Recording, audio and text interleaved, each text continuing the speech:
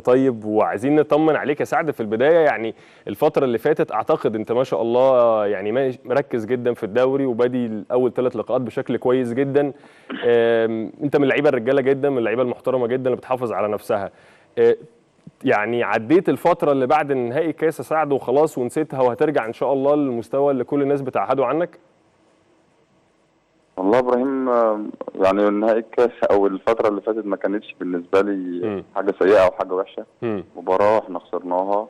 امم يعني انا الحمد لله شايف ان انا كنت بقضي الفتره اللي فاتت كويس. امم يمكن الفرقه كلها بتاعتنا ما كناش في حالها صحيح. يومها ما كناش في حالنا، في حالتنا يعني. امم لكن الحمد لله انا كنت جايب قبلها جونين في سموحه وفي امم الانبي، وكنت من اسباب مع زمايلي ان احنا نوصل نهائي. فمش مباراة أو اتنين اللي هيخلوك تتأثر أو يخلوك إن أنت تركيزك يتشتت. امم لو أنت لاعب كبير وعندك ثقة في نفسك وفي إمكانياتك صحيح. وعندك خبرات كبيرة، الكلام ده كله ما يفرقش معاك. لكن إحنا عشان متعودين في مصر بمبدأ العبره بالخواتيم. التقييم اليومي، امم مش يعني امم النهارده أنت إيه النهارده أنت إيه. فدايما بالذات في النادي الأهلي أنت مطالب إن أنت كل يوم تبقى في أحسن حالاتك يعني. صحيح. فالحمد لله ابتدينا الدوري بداية كويسة ومعانا مدير فني كبير وجهاز فني محترم. فده كنا مركزين من أول يوم وأدينا بشكل كويس 3 مباريات والحمد لله مكسب. ونتمنى اللي جاي ان شاء الله نفضل ماشيين على نفس المستوى ونفس الخط اللي احنا ماشيين عليه ومركزين فيه يعني.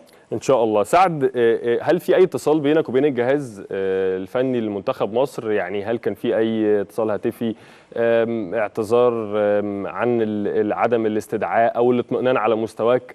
يعني برضو فكرة التواصل دي حاجة مهمة لان انت من القوام الرئيسي لمنتخب مصر. لا ما كانش في اي اتصال م. او اي حاجه. الجهاز الفني للمنتخب هو له الحق في اختيار اللعيبه واستدعاء العناصر اللي هو شايفها تناسب طريقه لعبه وتناسب احتياجاته. م.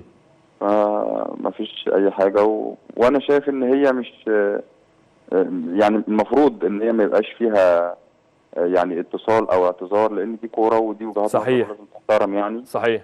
لكن في نفس الوقت هي ممكن يكون عشان بتحصل مع لعيبه، فممكن يكون بعض اللعيبه الثانيه بتقول طب ليه انا ما حدش بيكلمني م. او. لكن هي في الاول وفي الاخر احترام وجهات نظر. لكن انا اكتر حاجه مضايقاني ان انا م. مش هشوف رمضان وتريزيجيه، فدي كانت اكتر حاجه مضايقاني من عدم الاستدعاء يعني. ان شاء الله يا سعد تكون موجود خلال الفترة الجاية. وطمنا النهارده تقريبا كانت بداية العودة للتدريبات مرة ثانية، صح؟ الحمد م. لله كنا واخدين راحه والنهارده اتمرنا على فترتين. م. يعني الحمد لله كابتن حسام من المدربين اللي عندهم التركيز في كل كبيره وصغيره، فبيهتم جدا بالنواحي البدنيه للعيبه والنواحي الذهنيه والنواحي الفنيه. فدي يعني الحمد لله مركزين بشكل كويس جدا.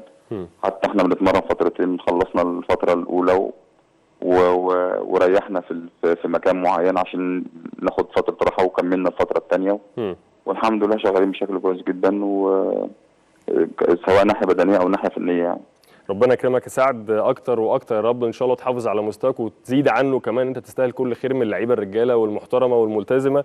كابتن سعد الدين سمير نجم خط دفاع النادي الاهلي ومنتخب مصر، كل الشكر ليك وشرفتنا بالمداخله الهاتفيه معانا برضو على الهاتف عشان نطمن على منتخبنا الوطني الاول. الباشمهندس ايهاب الهيطه عضو مجلس اداره